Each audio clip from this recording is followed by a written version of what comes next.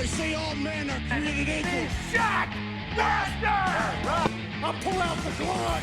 Full of suffering, succotash, son! It's one of your nuts hanging out of your shorts. Real glass! You have a father. Hey everyone, welcome back to Too Sweet with Lucy and Estelle, and today we're here with an All Out review. So yeah, All Out was last night. We're recording Sunday evening in the UK, and neither of us managed to stay up to watch it, but so we've watched it today. And Estelle, you've literally only just finished watching, haven't you? So I mean, how are you feeling? Yeah, I haven't even had time to breathe. Like I literally just clicked X and now I'm on here like talking to you. So I'm gonna be unpacking my feelings with you together today. It's gonna be like therapy. So That's what this yeah, is. because That's what this is. the BCC therapy. This was a Don't lot. even start. I didn't watch the pre-show, so No, I I'm didn't assuming the either. FTW match was on there. We probably should have Googled what the results were before we started this and like read it out to you guys. But Probably. yeah, because like I say, I ended up watching it this morning. It's like a 4 hour long show, so I'm not going to tack on another hour. And this show felt long to me. I'm not sure if it was just me. It was good. I really enjoyed this show. Like I thought it was fantastic. So much violence and nearly every match was so tense. Yeah, The incredible. bloodthirst they had for each other. It wasn't like it was so different to All In. All In was like such a feel good pay-per-view, and you know that about All Out going in, but God, this was somber, this was dark, this was like twisted. Not even just the main event, but the whole card. So Yeah, we said this last week on I mean it was this week, but our Dynamite review, didn't we? Like just based on how the stories are now, and even just comparing like the look and feel of All In versus All Out, and this show really did prove it. And I've seen a lot of really funny memes on Twitter, like people comparing the two. It's like All In was all sunshine and rainbows, and All Out was just pure violence and hatred, and people literally trying to murder each other. yeah. I do have the results up from the pre-show if you want me to Yeah, read let's just them. just see if anything of interest happened.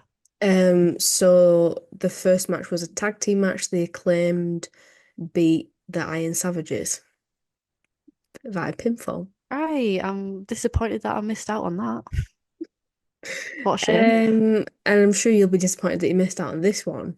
Hologram, Sammy Guevara, and Dustin Rhodes defeated the Premier Athletes. Fuck me. That's bad, that. Showstopper won that. Okay, you might actually be disappointed about this one. Bang Bang Gang defeated the Dark Order on the Oh, pre-show. good to know that they're getting a good spot without Jay White. And finally, this is a pretty stacked pre-show. 4 tag team matches. Undisputed Kingdom defeated the Beast Mortars and Shane Taylor Promotions. Shane Taylor and Lee Moriarty and Action Andretti and Top Flight. So this was a 3-way trios match. Did I just gaslight myself that there was an FTW title match? Yeah, I must have done. That apparently wasn't the thing. I just totally gaslight myself. But yeah, that is a really shockingly shit freaking pre-show for an AEW pay-per-view. Normally they always have something like really good on, and Yeah, I always watch the actually worth pre-show. watching. Yeah, like that is Pretty that's dire. bad. But anyway, sorry, we started off on like a bit of like a loner, but we're gonna jump right into the pay-per-view now. Got a lot to get through. So first up it was MJF versus Garcia. God, MJF loves to be the first on the card, it seems. I wonder if that's like a personal request from him, because I feel like every pay-per-view he's always like the first match. I don't know if that's just because, he's reliable, he's gonna put on a Yeah, banger, and it's because of that, or whether he's just like, fuck it, I want to go home. Like, I don't want to stay all night. I don't know what the tea is with that, but that's such a valid point. Maybe that is it. Because I was going to say, well, your first sort of point, which was he's reliable and they can rely on him in that spot. I think that's yeah. probably it. But wanting to go home is also very valid. Yeah, and it's like sort of cornerstone in it. Like the first match is one of the most bloodthirstiest, and then last is like, the most, and those are your top hottest feuds. So Mhm. maybe it's to like I don't know, structure it that way. I'm not too sure. Um, I wasn't mad at the structure of the card. I thought everything kind of flowed the best way it could. The four-way and the Mercedes versus Shida in the middle was a bit, but I think no matter where you'd put them on the card, they would have suffered from lack of momentum because they were never going to live Yes. up to the rest of the card. As I said earlier, everything had such booking, such tension going into it that these were kind of a little bit thrown together. And they were still Yeah. great wrestling matches, kind of. Maybe Yeah, not necessarily exactly. They Shida. were sort of in the shadow of the other feuds, weren't they? And that you just sort of expected that. Yeah, yeah, yeah, yeah. Anyway, so to start off with, they showed a short little video of when MJF laid out Garcia for the first time, just to remind you of how brutal and vicious that attack was, because that wasn't that long ago, but it feels like it was years ago, because obviously we had Yeah. All in between all Yeah, that. we had a whole other feud and whole other massive pay-per-view in between now and then. Yeah, so we had Matt Menard on comms, which was nice. He's sort Yeah. of been like a mentor role for Daniel Garcia, tried to get him to be a serious wrestler as opposed to a sports entertainer. That was a whole storyline that dragged on for far too long, but it's still nice for him to make a little cameo. Yeah, I thought Um, he added quite a lot of emotion to this. I thought he was yeah, at he the was end when he really was good like, on "Come camera. on, do it for your mother!" Like Yes, I it was, love yeah, that bit. Love that. yeah, yeah. Um, And Max made his entrance, but Garcia instantly on the tack, didn't even, cold entrance for him. Uh, but Max was able to gain control for the start of the match. Um, and they were just every single move, no matter how simple it was, they made it look high risk because of just how aggressively they were executing the move to the point Yeah. of being sloppy, but it was like they didn't care. Like they just had to inflict pain instantly. Like Yeah. it wasn't like later on in the Swerve Hangman match where it's like I'm going to meticulously think about how I can torture you. It was like Mm. I just want to beat the shit out of you right now. Like Yeah. And whatever. that's what they kept on saying on commentary, wasn't it? They're like, they don't want to win, they just want to hurt each other, they want to end each other's career. Yeah. Obviously Garcia selling the head injury had a band over his head at one point. Max rips it off and begins biting into the cut of Garcia. Literal bloodthirst. There was a Disgusting. lot of bodily fluids in this match.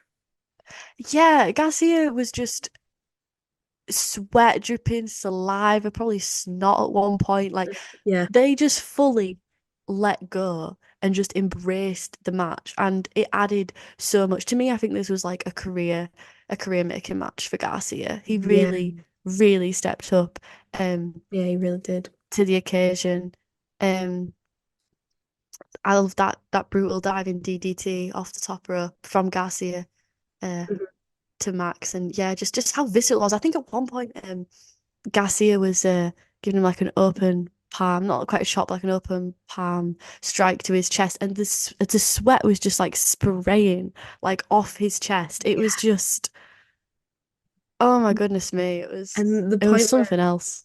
MJF spat on him, and you know normally like people spit on each other in wrestling and it's just like whatever. But you could see his saliva all over Danny's face. It was disgusting. I was It was actually literal like, blood, sweat, oh, and tears. yeah, literally.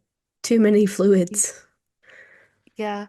And I loved the way like Daniel Garcia made moments. To me, like I said, this was career defining, not only for the visceralness of his performance or how good the wrestling was, but to me, he came across as such a veteran despite how young he was because he really, That's really so knew how to true. make those moments. There's two moments to me stood out. The moment where he had the crimson mask down, like the blood just pouring down his face, and he was just staring at the camera, selling it with his eyes. And then Yeah. I believe it was the finish of the mask, maybe. The delay. No, it wasn't the finish of the mask, sorry, this was really, but the delay on the jumping pile driver. Um, just to give time for the move to breathe and for the crowd to soak it up. It, you know what I mean? Like, Yeah.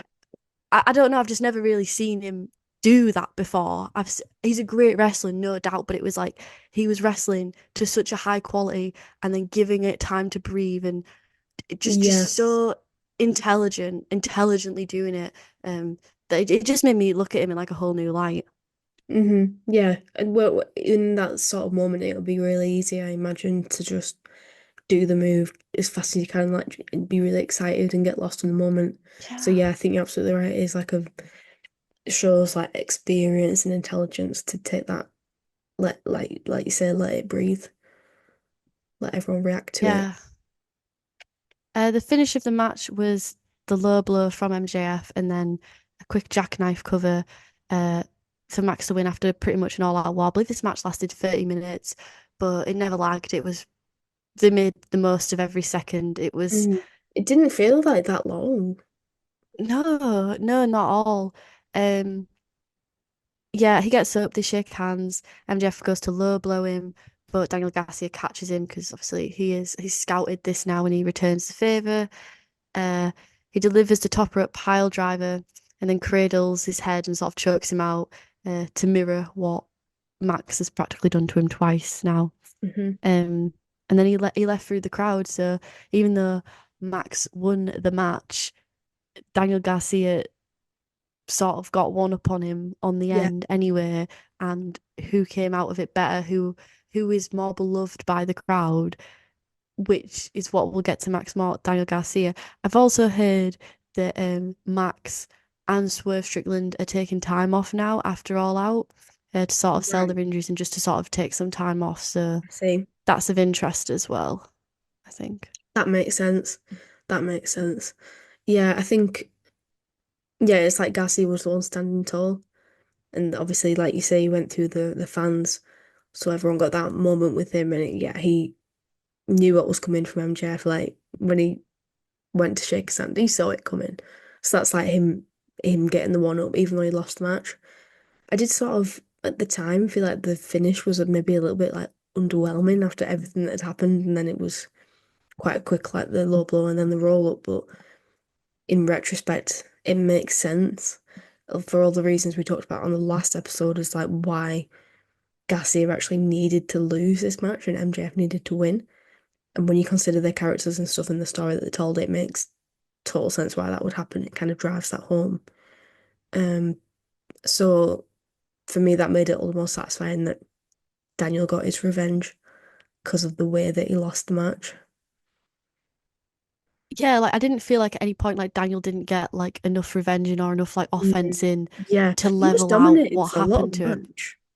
Yeah, and the only reason Max won is through like the low blow, the ref was out, and the jackknife. It's such like a chicken shit heel way to win. You know, Yes. it's not, it's not Valorant. It's not respectable. It's and like you say, when he left the crowd, who left through the crowd, who got the reception.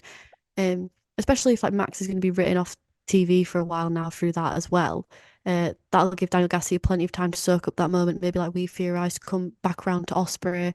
Um, I don't think like it's completely over. I think like there'll definitely be Mm. another match in this series, which I'll highly be anticipating. But yeah, it was quite an abrupt finish, but I suppose it's like where do you go without damaging either one's characters because they always protect Max to quite a high degree, Yeah. and I think this was like the best way to make sure Daniel Garcia got in his revenge and came out strong and came out as like that, not like Hangman where like he got his revenge and he came out as like twisted and warped and not the babyface that we knew and loved, but like still as like a babyface and like for the people, but without like damaging his character in the process, but also it protected Max's character. Mm. I Did, don't know. I was happy with like the finish, but yeah. did did you notice that so like after this he like got his revenge on Max and he sort of laid him out and he did the same thing that Max did to him, like he got him up on the second rope for that Yeah. pile driver. Mm. Um, Commentary were really sort of selling it. They were Excalibur said something like, "Yeah, no matter what you think about MJF, like no one deserves this," and he was like, "No one deserves to have their career nearly ended," sort of thing. I thought that was really interesting. To Yeah. me, that's maybe it was very interesting the amount of sympathy he had, considering the fact that MJF had literally did that to Daniel Garcia like a couple months ago.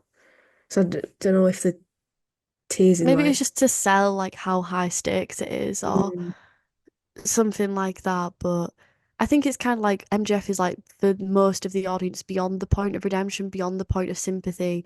So Excalibur's just kind of be like trying to be the voice of reason because we as an mm, audience, maybe not me and Lucy because we love Max, but like we as an audience, the audience of wrestling is kind of an unreliable narrator because when you think about how so many true. heels like Hangman are in the right for doing what they're doing, but the crowd are booing them. Do you know what I mean? hmm So Yeah, that is very it's true. yeah. Speaking of which, next up we just got a small little backstage camera shot of Hangman and comms put over the fact that they were locked in their respective locker rooms and they weren't going to be let out until the lights out match, which I thought was a really nice touch. Yeah, it was an interesting little detail, wasn't it? It was like we've got to keep these two separated backstage, and it's like it's sort of like a caged animal type thing, isn't it? So when Yeah. you release them, they're going to be more aggressive than before because they've been in this tiny room, and you just imagine them like pacing back and forth, like getting more and more worked up. Yeah, totally driving up the stakes. Next up, we got the first installment of our BCC programming of the pay-per-view. This was the Bucks versus Yuta and Claudio. And my God, Claudio, I don't need to this is like preaching to the fucking choir, but Claudio, what has the man been on lately? He's been on just like top form. Mm, Do you know what I mean? Like, yeah. what is going on with Claudio at the minute? Like, He's on a mad one. He's on a mad he's on one. an absolute bender. It's just. But Yeah, it's like sprinting back and forth between the corners of the ring with the uppercuts. He like how many fucking laps of the ring did he do? About 100. And then he was running around the outside of the ring straight out of that. yeah. I thought this was fun. Um, Obviously this was one of them that, like I said earlier, was kind of like a bit of a thrown together match. So obviously it's going to not stand as strong as the others. But yeah, I liked how this tag match there was plenty of synchronized offense, lots of combination moves between the team. It never felt like 1v1 tagging in and out. It felt like Yeah, so 2v2, true. Yeah. which was nice. Yeah.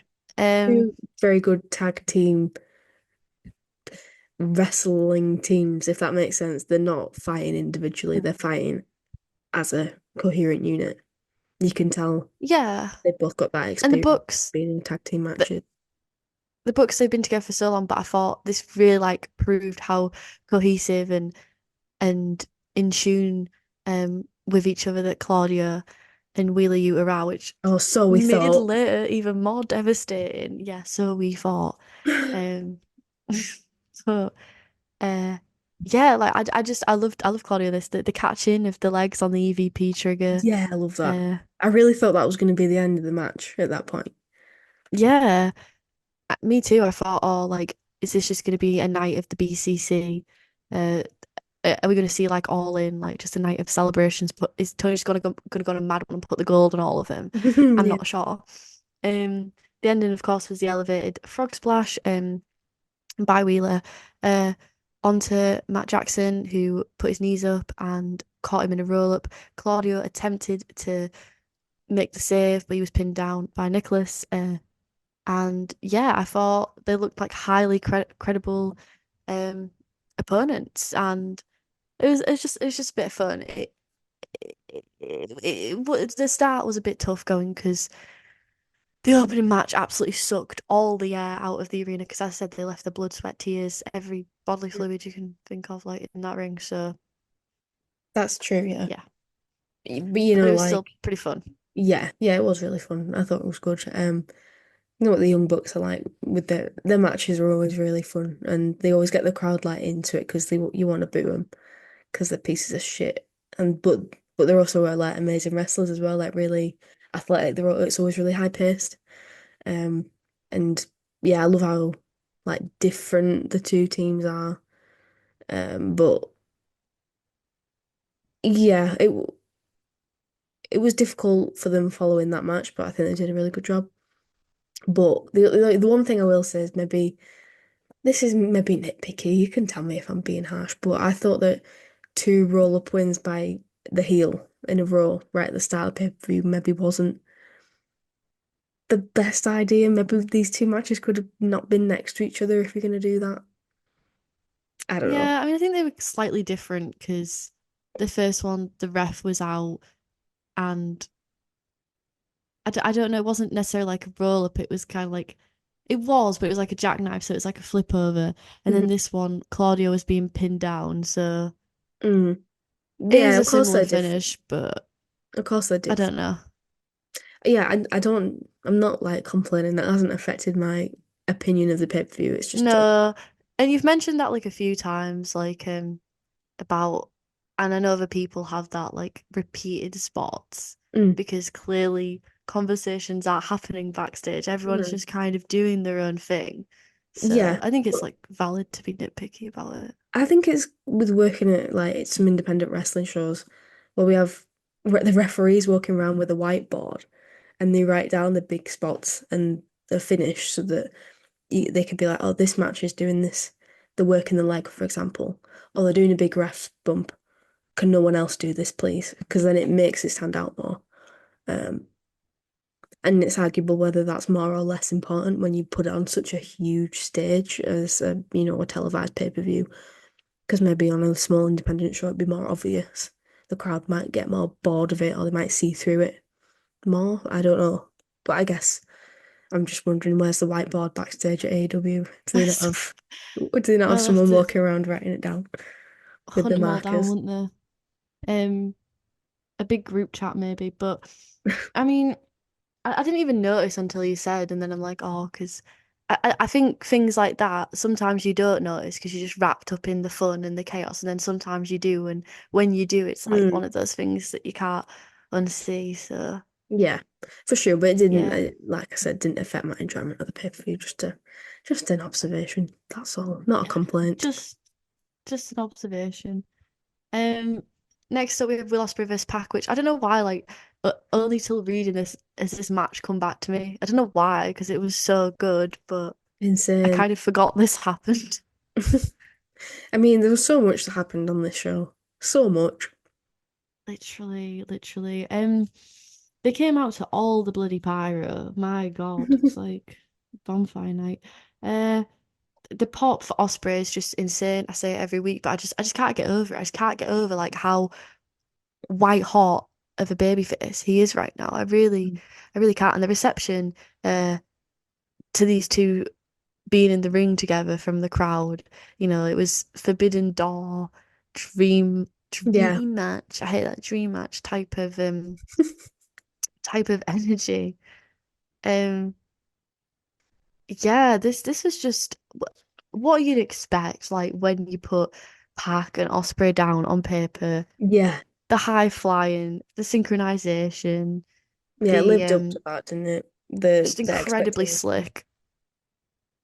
For sure, for sure. And also at the start, it was highlighted that Ricochet was watching backstage. So, and later on with the segment, it seems that they are going down the Osprey Ricochet route, which I think is a good thing. Like, it's the thing that people most want to see. So, Give the people what they want. Why not? yeah, It'll be a strike good the iron match. while it's hot. Hmm. Um, yeah, just no space of the ring was wasted. Mm. In and out, every rope. Yeah, I mean, I feel like when I'm watching an Osprey match, sometimes it feels like I'm watching it in 2x speed. Yeah. Those It's times where I was insane. just like, I can't, it's You like can't even breathe, you can't even register it. yes, and my eyes can't follow what's happening. I don't, like, I see it, but my brain hasn't processed it. I don't understand what I've just witnessed, especially like towards the end, like around the finish. That was Mm. just insane. Yeah, all the near falls and that, because it really does Yeah. feel like this could be the finish when, Yeah. you know, you just, you're not used to seeing that in wrestling. You're not used to seeing that unless it's like a comeback or the final stretch of the match. So if the final stretch of the match is then Mhm. elongated into like the last 5 minutes of the match, it's a lot for your brain to catch up with. Yeah. Um, yeah, but by no means like it works for him, you know. It's like Daniel Garcia really works, him slowing the match down. I really appreciate that. But then in this instance, I enjoyed it being in bloody two times speed. Like Yeah, I thought, you know, that's just Ospreay for you. That's what he's there for. Um, yeah, yeah, just um, absolute insanity for sure. definitely. If anyone's watching this and they're like, "What match?" and they haven't watched it, maybe you haven't watched All Out. I don't know why you really be watching this if you haven't watched it. But if you're like, if there's one match you watch from this, it'd probably be this one as like the standout, like really just good wrestling match. And there's a little bit of story behind it, but if you strip away that, then this on its own was a really good match. So, Yeah, and I felt that Pac had a lot of offense in it. I felt like he was really dishing out the violence onto Ospreay, especially because Ospreay was selling his neck, which I thought was really effective. Um, yeah, and Pac like basically just killed him on the apron. I can't remember what the exact move was, but I just remember him getting dropped on his neck on the apron. yeah. I love that little last stretch with the poison rana, but then Mm. Ospreay landed on his feet, Oh and my God. then the hidden blade. That was a great and near fall. And then obviously it was the hidden blade that picked up the win for him. Um, just just great stuff. 10 Yeah, out of 10. yeah. Loved it. It was an outstanding match. So fun to watch. Like it was just one of them where like you'd be on the edge of your seat. Because like you said before, you so many near falls, so many like death defying, gravity defying moments. Just it's like these two, just exactly what I expected from them, basically, knowing their two styles and stuff. Very good.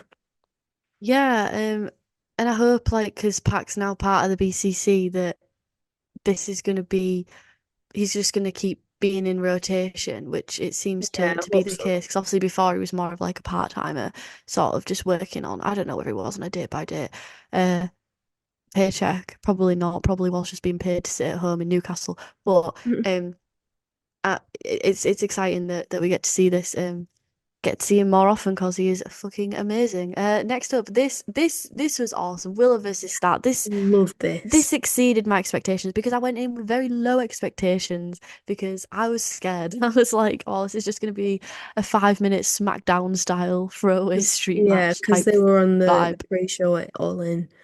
It's like tours we thought kind of showed like what the attitude was towards the feud. But Yeah, and they really picked it up, didn't they? It, yeah, like, they took the ball and fucking sprinted with it. they did, and I'm so happy for him. And the fact that their match was 1,000 times better than Mercedes and Shida's made me so happy, especially since they were on the pre-show last year. And Mercedes' match, All In, wasn't very good either. Um, like I was like, yeah, yeah, these women are Too so right. good, and I hope like this was taken major note of backstage, and that they get pushes into back into the title scene because they fucking deserve it. And I think with the women's roster at the minute, maybe that's how we should be doing it. Like if you're having difficulties deciding who to push, maybe it's not who has the highest paycheck, or maybe it's not who your favorites are. Maybe you just keep it unbiased and you just pick who's putting on the best fucking matches. I'm sure that's probably how they do it with the men. So why don't they do this with the women, It's how it should Yeah, be. It's totally fair. yeah, for sure. I love this. I love the also Willow looked amazing. Stat looked Yeah, amazing. I just loved want to her give hair. them a shout out. Yeah, they looked gorgeous. Which I don't know. I just there's something about just seeing really pretty women just getting like bloody and like just beating the shit out of each other. I just love it. Do you know what I mean? The duality of women. Yeah.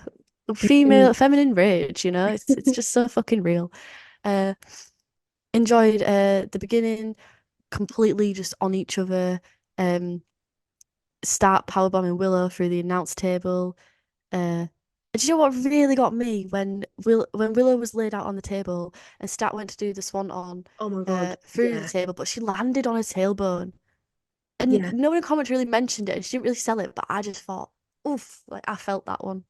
I Yeah, felt that one. for real. And also with that, Willow moved out the way, but she didn't really get fully out the way. So she got whacked on the head with Statlander's feet, and you could tell like, and then she went into the barricade because of it, and you could tell Yeah.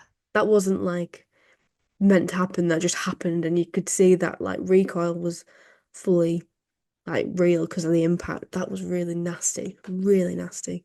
Also, as Yeah. well, like right at the very start, the Spanish announce table spot with Yeah, when the she power power bomb. bombed her Oh through my it. God. Yeah, it was interesting how she took off the strap around the ring post as well. I've never seen that before, but I liked that. Yeah, yeah, just something different. Yeah. Um, and then they went up the ramp. There was a bit of a mixed exchange up there, and then that spear through the table, uh, by Start onto Willow again, like just throwing full caution to the wind. The God. way these spots were It, executed was just there was no hesitation yeah, at all, yeah, they and look so especially hard for hitting.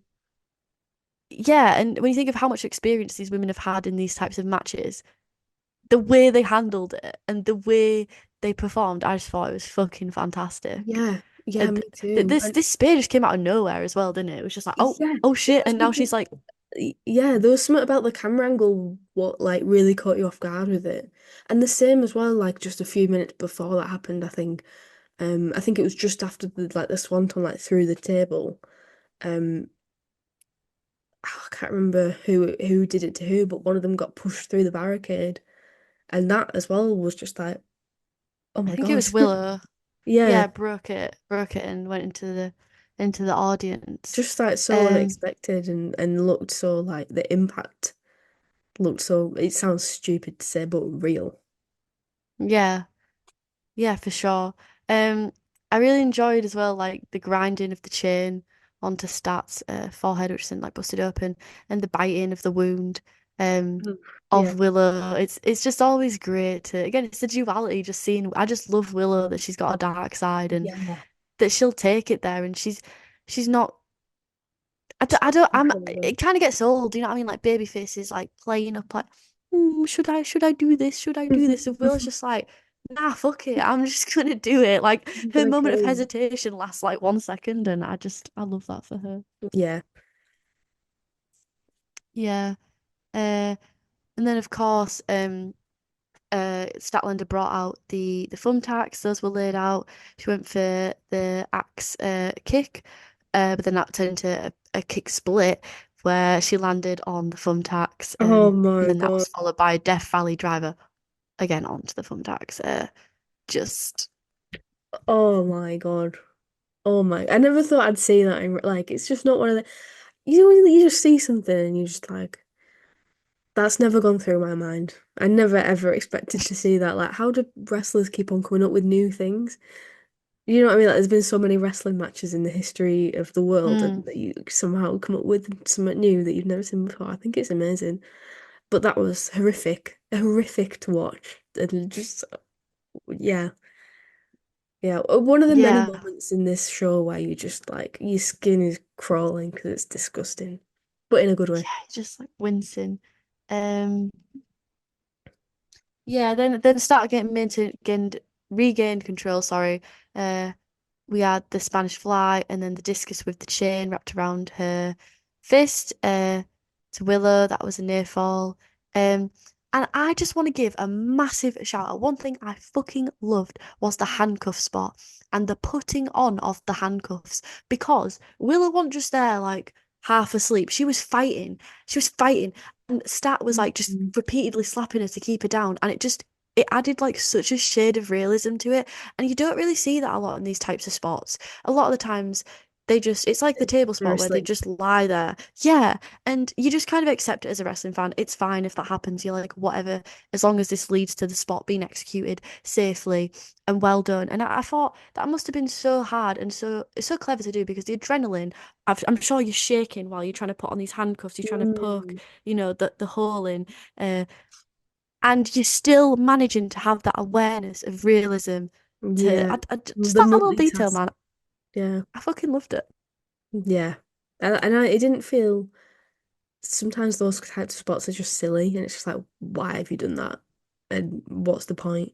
But it added a bit of more intensity to it because they were Yeah. attached by the the steel the chain or whatever, weren't they? And that meant they couldn't get away from each other. It was really nice. Yeah, interesting that Start did that. Um, and then that led to a tombstone.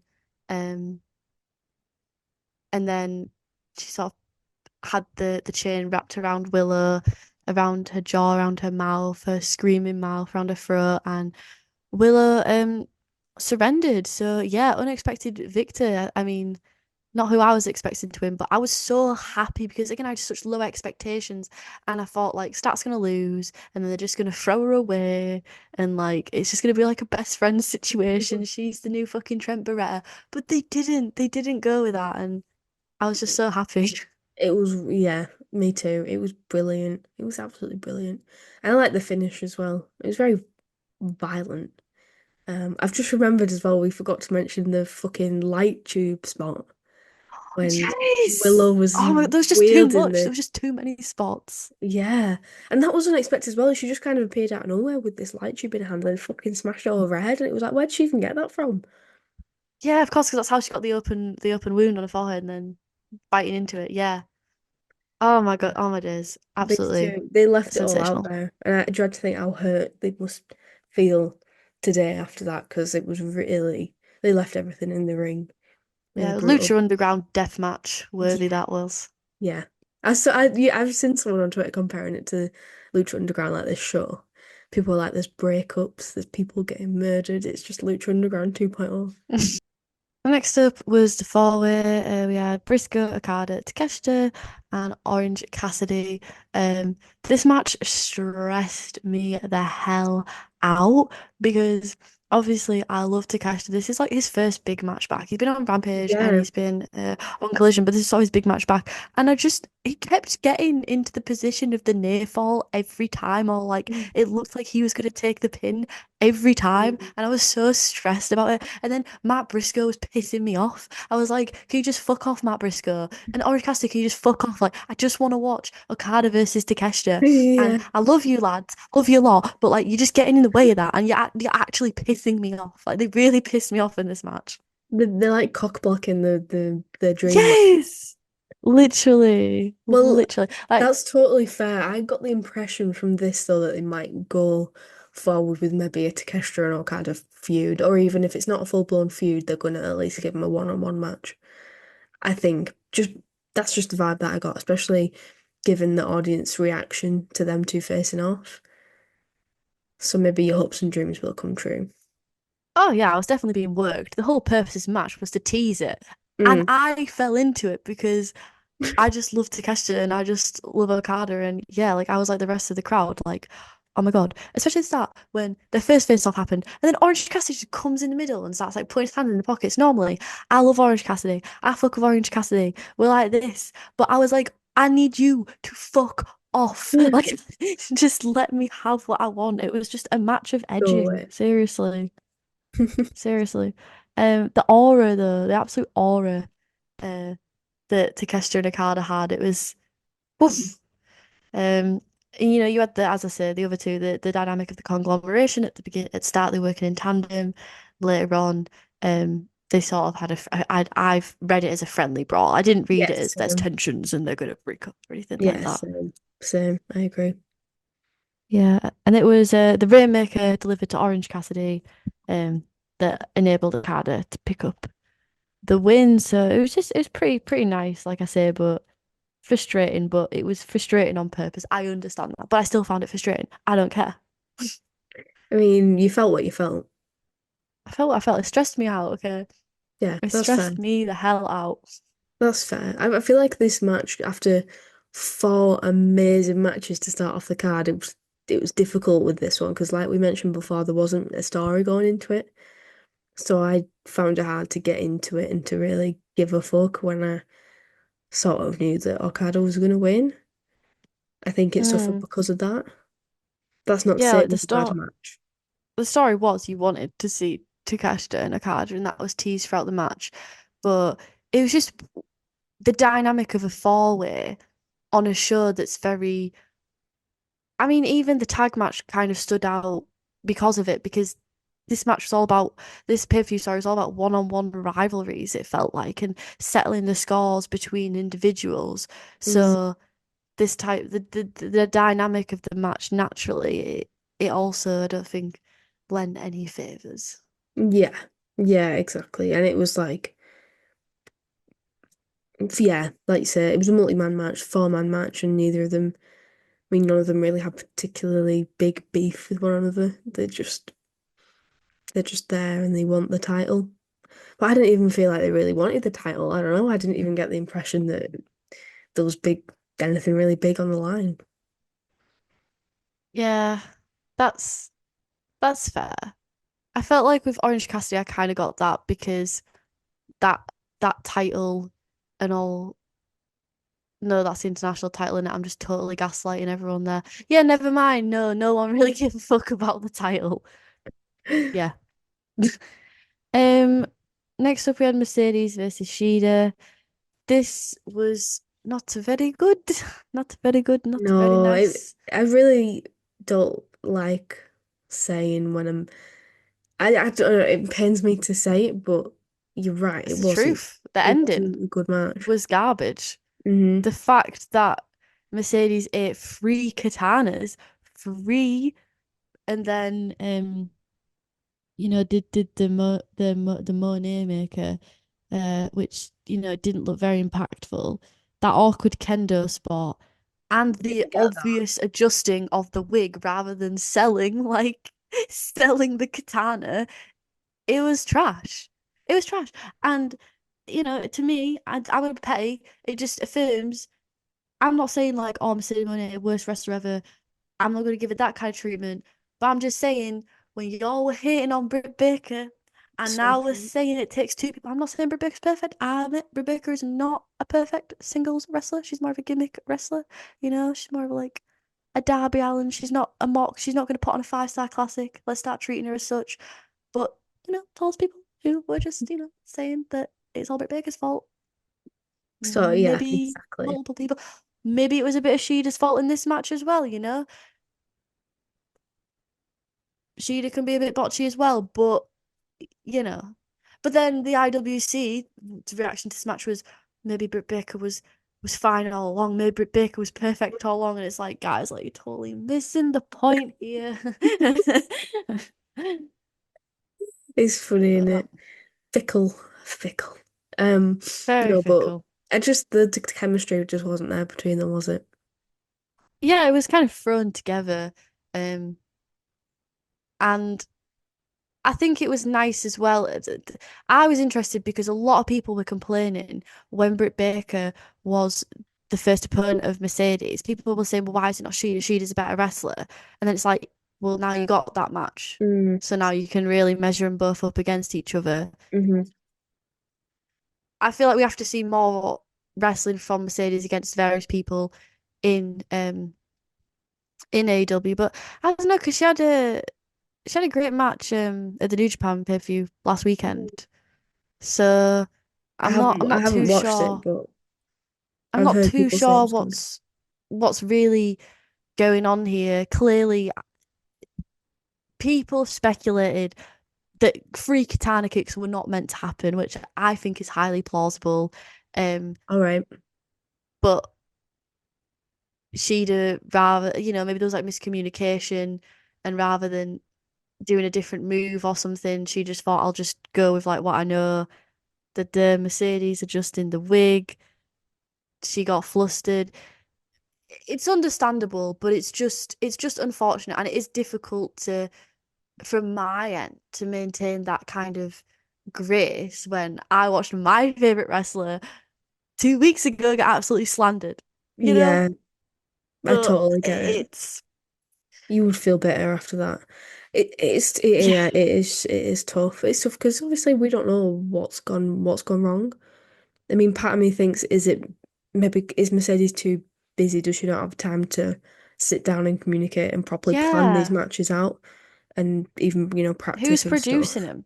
Yeah, Who's producing these matches? 'Cause I yeah, know for a fact there was rehearsals 2 days ago. So, but yeah, again, maybe it just went wrong on the day, which is fine. But then yeah. it's It's at the highest it's a level. It's difficult to sort of justify that. and then when you had Willow and Start putting on the match Mhm. that they did, you know, And just the and rest of the card individually they in are general. great wrestlers. So Yeah. that's why it's disappointing. If it was two shit wrestlers, you wouldn't give a fuck. You'd just be like, if it was fucking Sammy Guevara versus Chris Jericho, you'd be like, well, Well, who we the all fuck thought expected that'd it. be good? We all expected it. But It's people it's have disappointing, isn't it? yeah, it's disappointing. And I think they really need to think about the presentation of Mercedes to protect her because there's been so much exposure from the start when a promo was exposed to these two matches now. We need to really think about going forward how we're utilizing Camille. The finisher maybe doesn't work. It doesn't have like the Mm, right impact. Um, I don't know. Just something's got to change because you invested a hell of a lot of money and you're not really seeing much of a return on your investment. yeah, yeah, exactly. Yeah, something's not clicking. Something's not quite right. Um, the other thing about this as well was you mentioned it before, like the kendo stick thing. I didn't get that. I Mm. didn't. I didn't get it. It's like the feuds are not hot enough for Shida to be like, oh, I might risk a disqualification because I'm so frustrated with you and I want to hit you with this foreign object. It just didn't work. It didn't land for me. I Yeah. didn't get it. She's been teasing the kendo stick for a while and kind of teasing that term, but it's like you say, it wasn't at that high point of tension. And that paired with the messy katanas They just didn't and land, did they? Mercedes like They just looked. rolling out of the ring and just yeah, it just didn't like it was just another messy part to an already, match with very little pacing and it was just there was no impact to the moves. It was just hitting moves, hitting the next move, trying to get to the pin. And obviously every match should be trying to get to the pin, but at least sell, at least like have some Yeah, emotion, express some like frustration on yeah. both ends, like not just it felt like I'm watching like a 2K match. And it's Mm, just two characters just spamming moves. I don't know, girl. I don't yeah, yeah, know. I agree. Uh, but yeah, I'll see where do we go from here? Is it just every week we do an Okada Mercedes Mone spot? Because that seems to be the thing that's working the most at Yeah, the minute. yeah. Uh, join the elite. She's getting some real life heat now, so she can join the EVPs. You know what? It's not a bad idea. Uh, Next up we had Jack Perry versus Bryan Danielson for the world title. I mean, I wasn't super surprised, but I was like, oh, okay, like we're putting Swerve Hangman for the main event, and that makes sense. But it always feels a little bit jarring when the world title isn't the main event. But I think it was deserved. Like I'm not complaining, but Yeah, I I was like, oh, think okay. to be honest, I expected it. But yeah, I know what you mean. It is sort of like a natural formula, isn't it? In wrestling, you put the big title on as the main event, but that just speaks more about how big Hangman Swerve's feud is, rather than anything to do with Brian and Jack Perry. Yeah, yeah, for sure. This was a huge match. So much went on in it. The entrance was great. I love Jack Perry arriving in his scapegoat vehicle, Mm, created by the Bucks with the belt and the mask. We had JR on commentary. Danielson coming loved out with the him. final countdown again. Yeah, Big match feel for sure. yeah. I love hearing Final Countdown like that. To me, is gonna that's like a core memory now. It's like like one of those songs that just transports you to a moment in time. Yeah, That's what yeah, that is now for me. Like instant serotonin. yeah, for sure. Uh, Jack Perry dominated the first half of the match, Yeah, but Danielson maintained his veteran edge, as it were, and was able to scout out moves Jack Perry's arrogance and cockiness. I love when he just does great something evil contrast. and then just grins. It's so perfect. Like I love that. I love that for him so much. Um, I thought it was really I thought it was like just great character work in this. I really enjoyed it.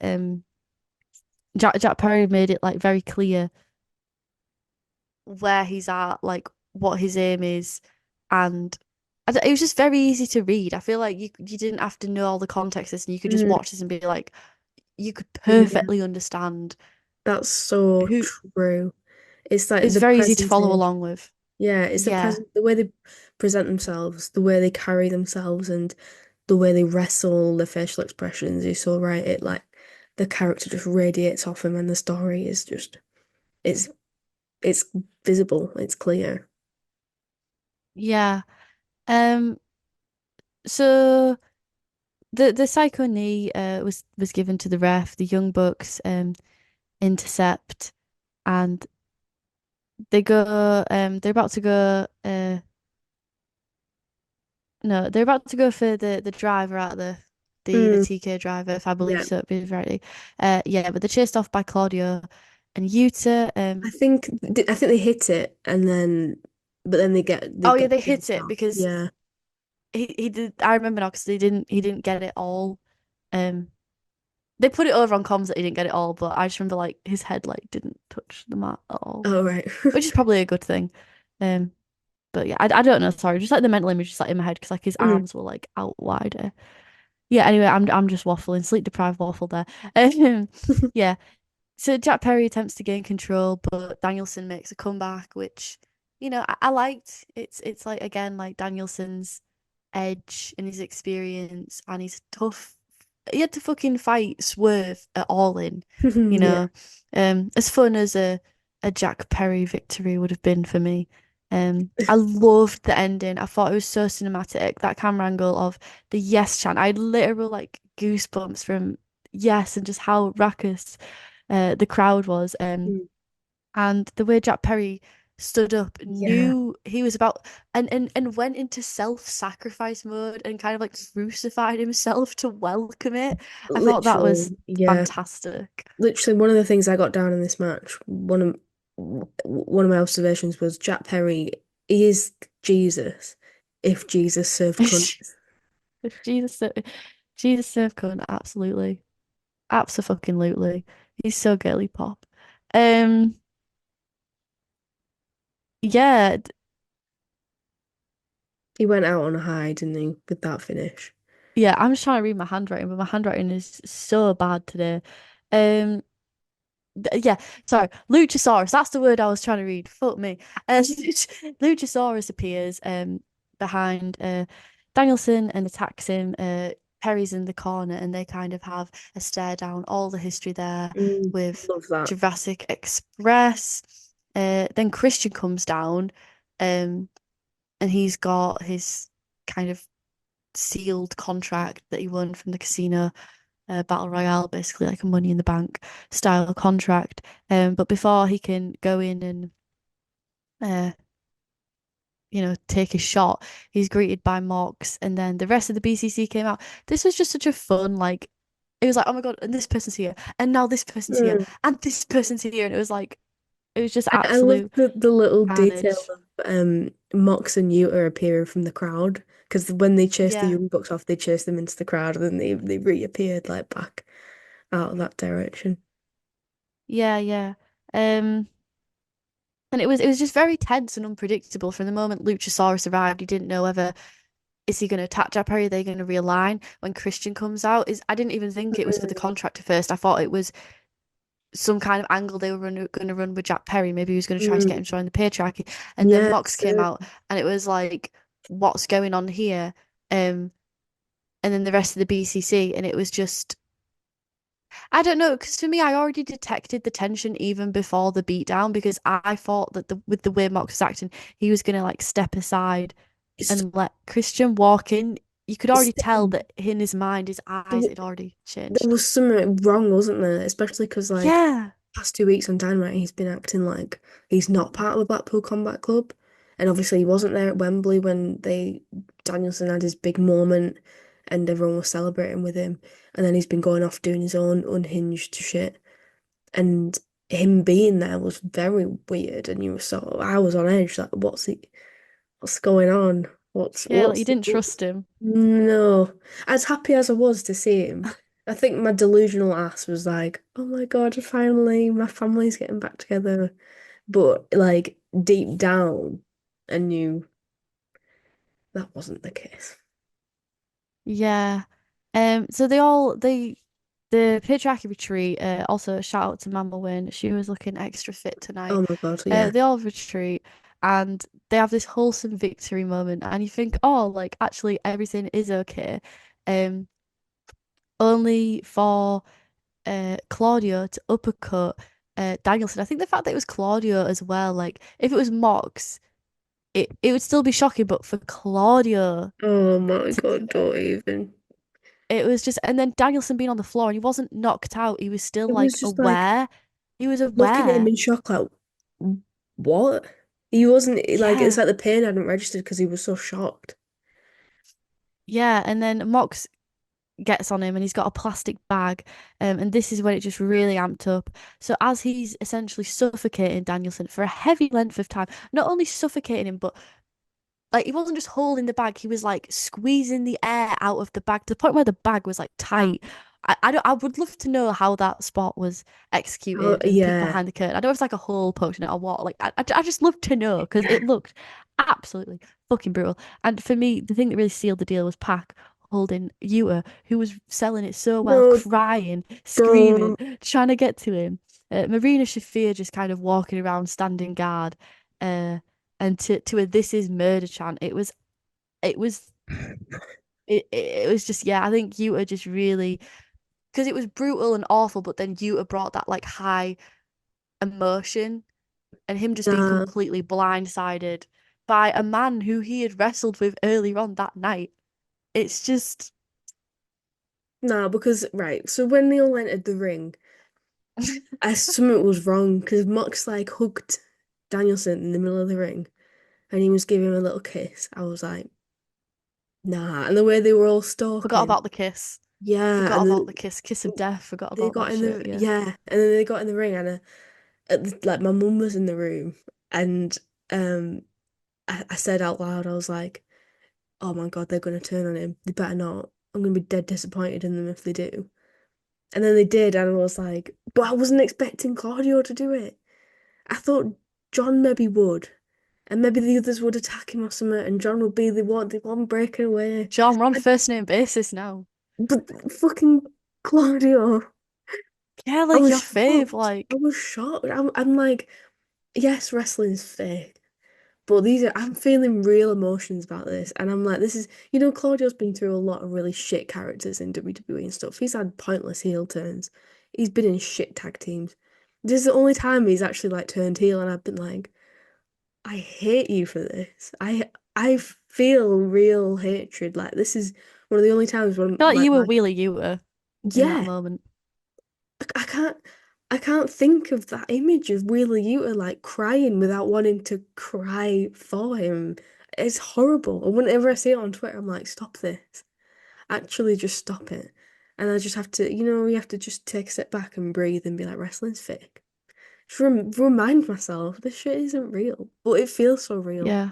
And like all the It emotions that you put into this, and like you were so young, and he looked up to these people, and he's trying to save Brian, but he can't do anything because fucking Pac's holding him back. And Pac's come out of nowhere and entered his family. And then in basically taking hindsight, his spot. yeah. And then in hindsight, that adds up why Pac wanted to join the Blackpool Combat Club so seemingly random like that in the first place. This is why he joined because they're going to target And Brian the and scheme must have been, like you say, running since like All In or even before that, because Mox wasn't there, yeah, and that's out of the blue. So it's like been premeditated, yeah. which just makes it even more callous. And Wheeler being played for an absolute fool, And just going it's along just with it, innocent. He's just a baby. He's just a little boy. And I'm sick of this. I'm It's sick of just it a little already. boy. He's like a 28-year-old man. This is yeah, but like compared to like Mox and Claudio and Brian, they're like in their 40s. He's a young boy compared to them. He's a I'm young sick of lion. this already, and it's this like I mean in this and the with all the love in my heart. Like I'm into this. I'm into the story. It's only just started. It's just stressing you out though, isn't it? Emotionally, I'm already exhausted, and I'm not ready for this. I knew the Yeah, but Blackpool we're Combat not. Club were gonna break up eventually, but I didn't see it coming tonight. I really didn't. Did you not? No, I Not like in I that way, said. I suppose. Like that visceral.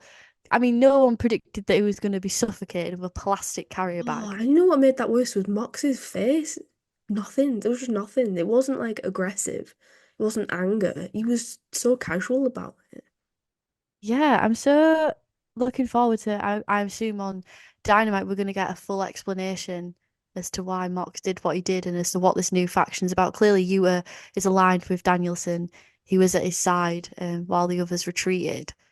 So It's so sad. It's so sad. Poor.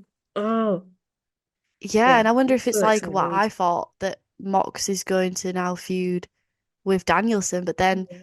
as evidenced earlier, Christian is still in the mix with that title shot. So it's just, oh my God, it's just, I'm a yeah, child of divorce. bless. Brian and Mox. Shield PTSD. Oh, That's what it gave though, like that level of yeah. betrayal. Like that is And what it gave. and you know what? And I know that this is silly because it's 10 years ago, by the way, that the Shield broke up. Like, not to the day, but 10 years ago. And it still lives in my head rent free. God, I'm getting old. Yeah. So now Reigns and Moxley are both turned into what they hated Seth Rollins for. Yeah, and especially if you allow, which I think is way more fun if you allow both everyone's like every part of people's careers to run parallel to each other. The fact that that betrayal would never have left Reigns or Mox's mind, even though Mox is not Dean Ambrose anymore. Um, and like you say, to become something that he hates, but maybe he couldn't be the one to give the first shot because it was like triggering. I'm just writing fan Yeah, fiction now, but it was like so triggering to valid. him Oh my God, because yeah. it brought back the memes. I hate that. And you know what? Eddie Kingston was right about Claudio all along. Was he fucking? Oh. I'm sure Eddie Kingston will come into the. I swear he tweeted something out on X about everything. Yeah, so apparently he pitched like the plastic bag spot, the f like Really? fire, and there was another one. Fuck, I can't remember what it was now, but these three spots, like really violent spots, and Tony Khan said no. And then he's tweeted this meme of him sitting at home with his leg up because he's injured, just fuming because now he's watching all these things that he pitched and got turned down, playing out on TV. Yeah. Bless him. Now we're gonna move on to the main event. Swerve versus Hangman. This had more of the Shield.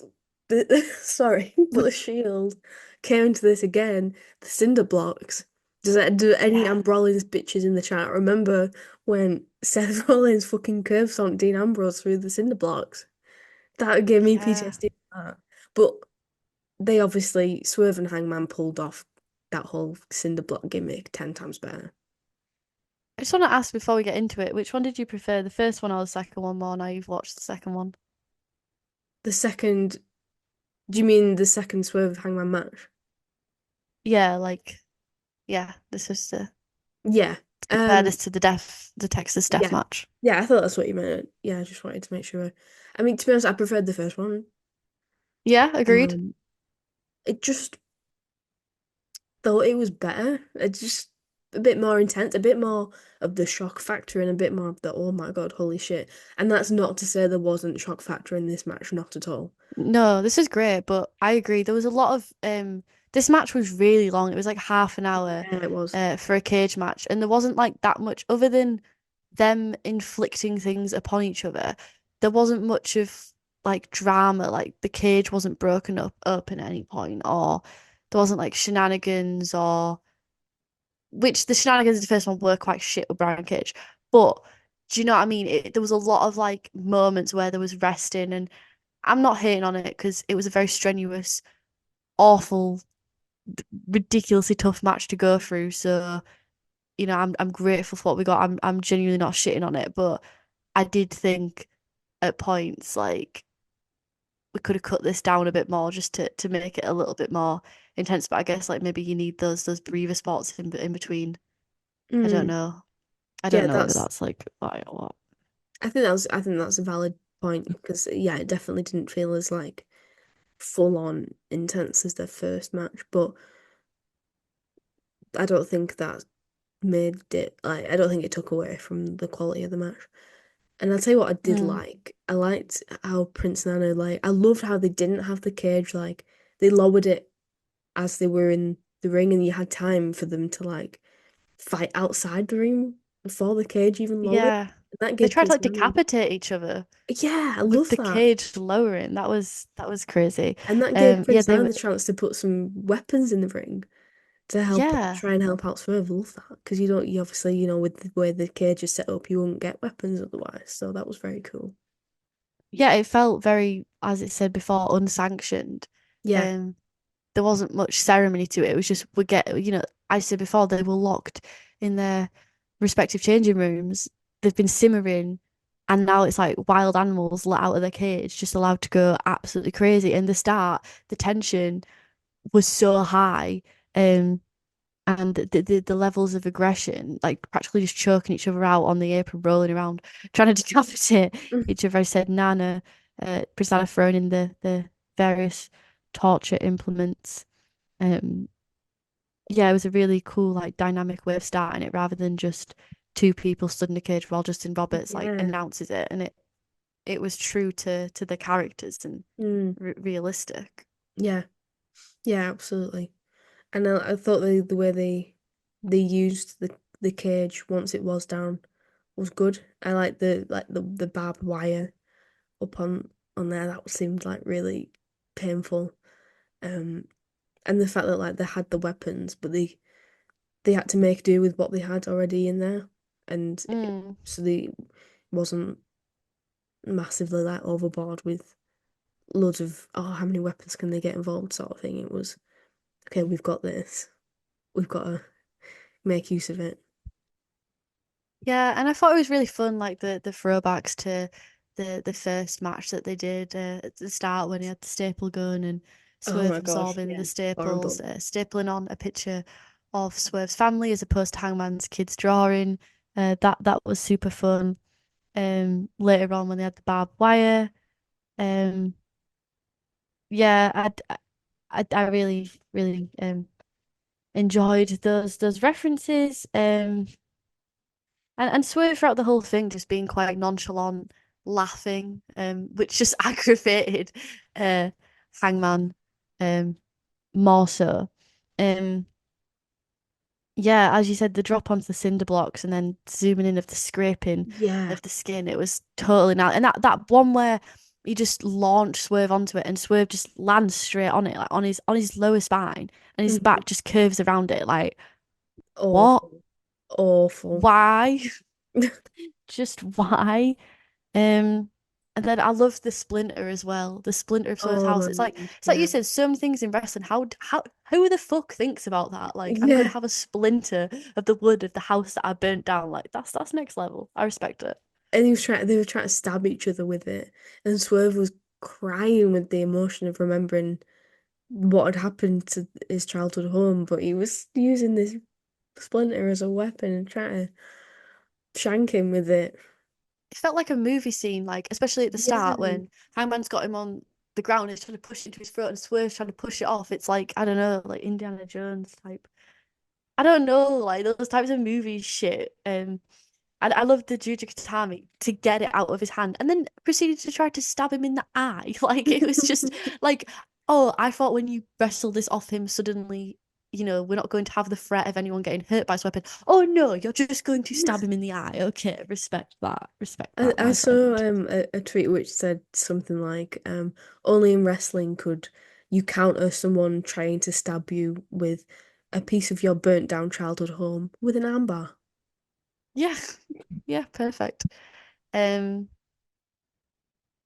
yeah, as I said, there was a lot of like breathing space in between, so that sort of happened, and it kind of like amped up again towards the end.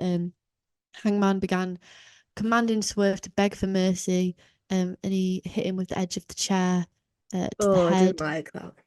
That was so. Swerve, Oh, yeah, Swerve simply laughed, and then flipped Hangman off. Uh, he says he's going to punish Swerve, and then he took his grill out, um, and stabbed Swerve through the. Well, at first he attempted to stab him through the cheek, but mm, it's quite thick, and yeah, I think he just like panicked and then did it through the lip. I have the biggest fear of needles. It's my biggest mm, phobia. I'm not that squeamish during death matches and shit like that. Like I'll just watch it. I don't really give a fuck. I don't wince. I don't look away. I I screamed and looked away. Like I could not. This is like my number one thing. And it was just the when it went through the lip, it was gross. But it was the bit where he like had it, and he was about to push it through his cheek. I was like, yeah, that thank was God he didn't do horrific. that because it Yeah, was making me just uh, uh, absolutely awful. yeah, yeah. That bit was. I don't like needles either, and normally, like when I watch, say, like, like a TV and they've got if it's like Breaking Bad or something, and they're doing the fucking needles in the arm and shit. I usually have to look away, and I felt. I don't know. It's like one of them sick, twisted moments where like you want to look away but you can't, and it was. Mm. Oh yeah, it was horrific. And who knows what was the something in that syringe that he's injected into him? I have no idea. Hypodermic needle, so Oh, it's so disgusting. what you put in for when someone goes into shock, is that right? I Is that think what so, yeah. hypodermic needle is? That the medical uh terminology? But and then if that wasn't enough, the chair shot to the head. Now the camera thankfully zoomed out so you didn't actually see it, but my God, did you hear it? And you saw the after effect of him laid out with the chair wrapped around him almost like a collar.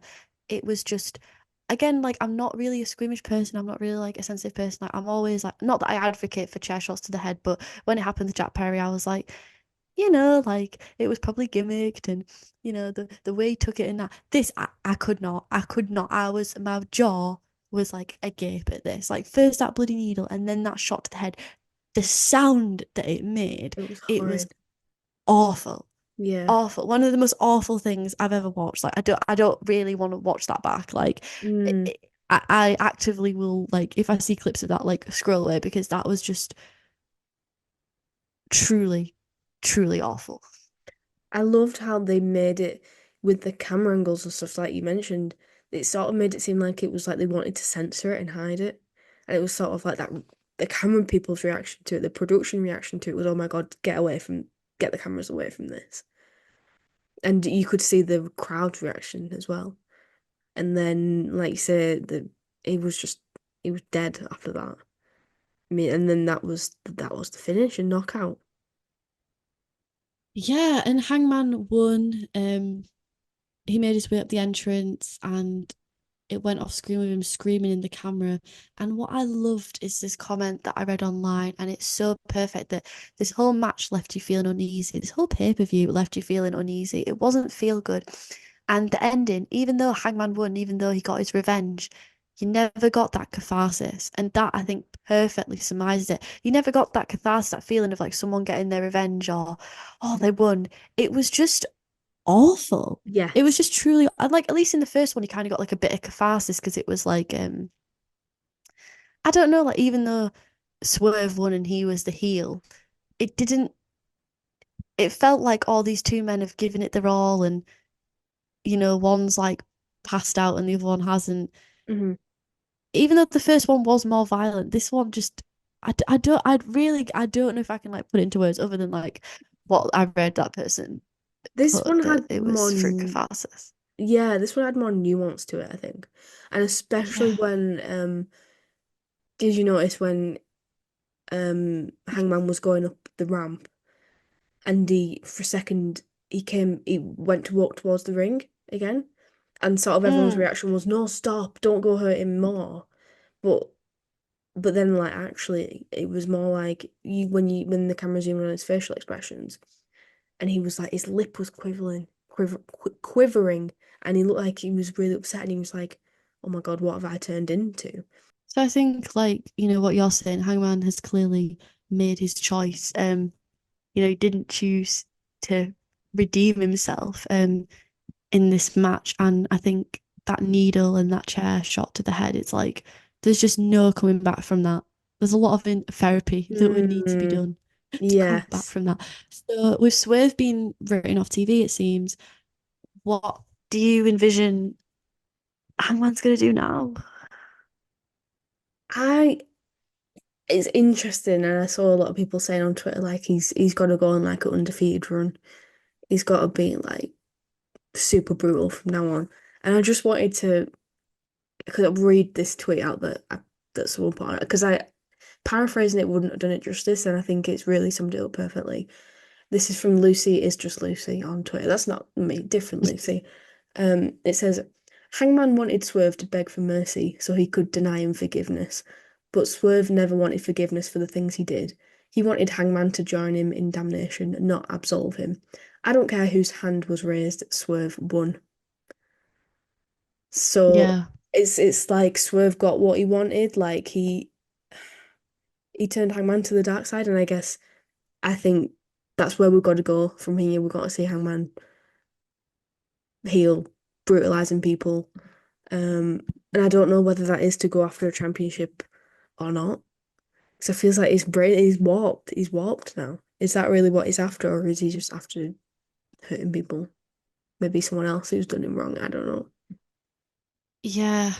Yeah, I think that's a really, really concise summary of it and so true because it's like Swerve said in his early promo, he didn't care about that because he was focused on the title and he, w- his focus has always been about his success and his legacy and he hasn't allowed himself to be warped and that's why he's laughing in that match.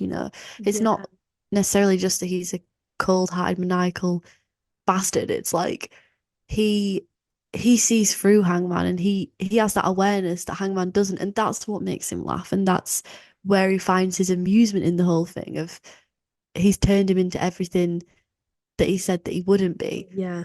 And it's like Swerve can take it. Like, yeah, Swerve was torn up about him burning down his childhood home, but he can fucking take it. You know, Hangman Yeah. can't.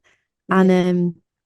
yeah, but I'm so interested to see. I agree that I think he's definitely going to be a heel. I agree that, that you've got to kind of continue to book him strong and carry on carry on the story. But I'm just like, what wrestler do you pair him with? What championship? Because a lot of them are kind of I've got storylines at the minute and people Mm, circulating them. So where does he go?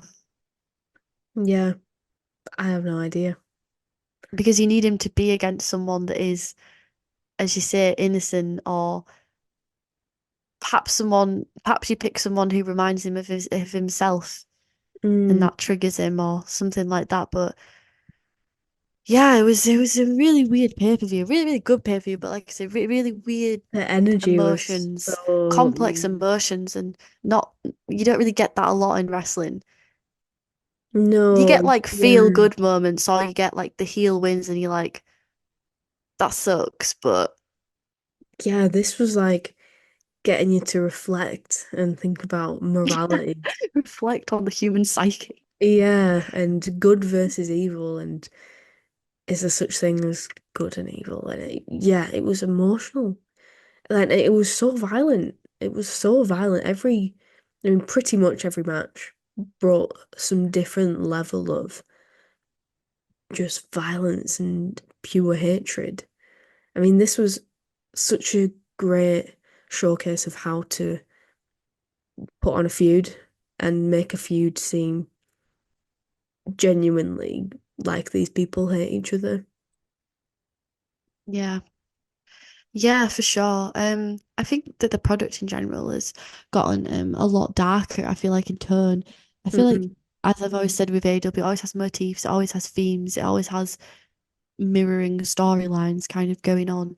And at the minute it's so heel dominated, but I mm, feel like especially during the ages of the golden ages of Kenny and when people loved the elite and things like that, it was friendship prevailing. Mm. And yeah, people go to the dark side, you know. Hangman has alcohol problems and he might be insecure, but friendship always wins and you can redeem people and people can have retribution. But then it's like with this new cast of characters that kind of came in and maintained a stronghold at the top of AEW.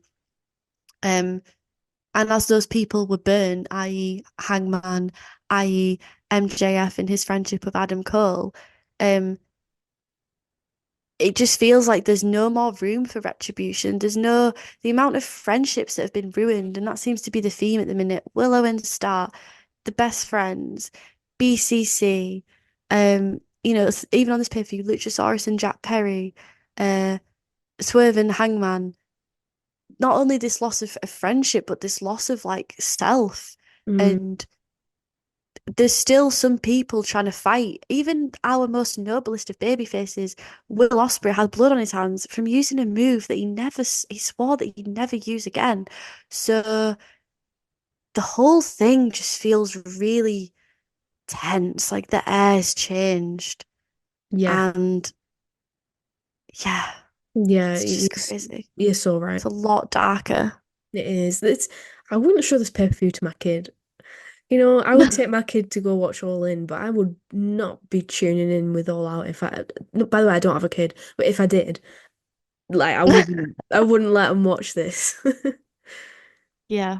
That's the vibe. It was just super violent and very disturbing in some ways and very like not just because literally it was violent and there was blood, etc., but yeah, it's like you say, very dark in terms of the themes and things. It's like can is does friendship really prevail? Like, is there any friends in this company Yeah, is anymore? there any goodness in this world?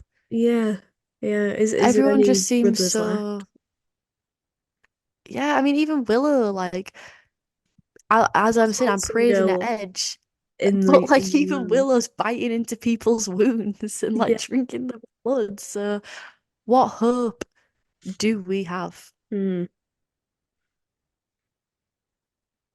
I don't know. It's dark days, guys. It's dark days, but also the days have never been better. Yeah. Um, the quality's never been better. So, Yeah, let's just see where this goes. I just this sort of thing just reminds me why I love wrestling. It's so great. Like when you can really get sucked into people and you see them as the characters they're presenting on screen. And like I said before, like you have to remind yourself it's not real, and I'm really into it. That's that's why that's why I love wrestling, and I love that when you get that moment of like, yes, I chose the right freaking hobby. Like sometimes you just like, what's the fucking point? But things like this, yeah, they bring it home. And do you know what the best thing about this was? Chris Jericho Oh, wasn't to on the Chris card. Jericho. Yeah, no, Chris Jericho, no learning tree. I was thinking that while you were saying, like, oh, sometimes you think, what's the point? And I was like, learning tree is the first thing that like kind of came to my mind. I love how we're on the same wavelength with that. Yeah, so where is your rating? Because for me, I'd happily go with a 9, I think. That's what I was gonna say. It's unfortunate that the Mercedes versus Shida match was not very good. Yeah, like, because on It's- paper you think that's just gonna bang so hard, Mhm. but And this card, like top to bottom, looked really good. I do think though, I don't think that this was the only thing that was bad about it. Maybe bad's not the right word. I'm not not saying this is bad, but the fact that it's up until Jack Perry versus Bryan Danielson and like the aftermath of that, I don't know, you might disagree. This pay-per-view felt a little bit inconsequential because everyone had retained so far, and it was sort of like, do you not mm, think the MJF Daniel Garcia match had consequences? yeah, 100%, 100%. But yeah, you're right. I think that's just came into my head at that point. I think But the other ones, it was like during obviously the Fatal Four Way. yeah, it was when Shida versus Mercedes, like that was like halfway through. I just sort of got this sense. I just got this thought in my head of like, I don't know, like what. This just feels a little bit like a lot of these matches have been quite predictable. And I think because we were so far removed from that point of the opening match of MJF versus Mm. Daniel Garcia, that's why that feeling crept in. Um, All in, the hands changed so much. mhm. But That's the problem because you couldn't just change them all back at this and you pay-per-view. especially couldn't change like the big ones like Danielson to like Yeah, Jack Perry, as funny as that would have been. Like exactly. you just can't. So yeah, I think this was like it wasn't meant to be a consequential pay-per-view though. It was like a pay-per-view wrapping feuds up and then for furthering other shit along Yeah, and sort for of thing. that, And it that's did a that's really good the job. unfortunate part about like having two pay-per-views so close together is one is going to have like a little bit more filler than killer. But I've overall really enjoyed All Out. Mm. It delivered Me too. what it needed to deliver. It's brought forth some really cool um stories going forward. And yeah, I was pleasantly surprised by the Start Willow match, Daniel Garcia versus MGF. I think that is my personal match of the night as well, I'd like to add. The opener. Yeah, I think that was my match of the night for sure. That's fair. I'm trying to think. I I think think, Jack Perry Danielson, the wrestling, it wasn't really centered around the wrestling, it was more centered yeah, around like the aftermath. And then the that's so Swerve true. Hangman, like it wasn't as good as the first, and then there was a lot of like rest in the middle. But I think that Garcia MJF match was just the best fucking wrestling match. I know there's Mm. probably a lot of like Ospreay pack people as well, probably. I think just for pure vibes, Willow versus Statlander was my favorite match. Yeah, that's I'm not probably my saying it. second. I'm not That was saying it was tight. the best match of the night, but personally, We I had so enjoyed much that the fun. most. Yeah, Yeah, that's totally fair. Uh, yeah, so we'll settle on a 9. I can't remember what we gave All In. Was it a I don't think 9.5? I don't think we rated it Oh yeah, we because never rated it. 10 out of no, 10 because we yeah, were there. give it a 10 for experience as a whole. Um, Yeah, for sure. yeah, I mean, pff, two pay-per-views, 2 weeks or 3 weeks or whatever. I don't know, but it's been pretty quick. But they were both brilliant, so that takes some doing. Mm. Props to Tony and the team for pulling that one off because I know they did it last year and I shouldn't be surprised, but it just, yeah, it just the way it's panned out and the difference between the two shows, it was like nothing was like repeated or just like repeating it for the sake of it or run it back or just extending the storyline just because we can, except maybe Willow versus Statlander. But I'm glad that obviously the payoff was worth it in the end. Yeah, So that's because their shit was dragged out for so long, wasn't it, to yeah, get to this point. yeah, So it was like we finally got that final match. So yeah, that was All Out 2024, baby. yeah. Let us know what you thought of it in the comments. Um, wonder if anyone watching actually went. I would love to know what it was like, what the atmosphere was Mm, like in person and stuff. So yeah, let us know your thoughts. Who do you think Hangman should feud with next? That's what I'm really curious to hear people's thoughts about. Um, yeah, for sure. and if you're new around here, hello, thank you. Please subscribe and appreciate all the support and all the views slash listens. So thank you very much, and we'll see you Bye. again next time. I must bid you adieu, goodbye, you rock, and good night, bang! I wish you died in the womb!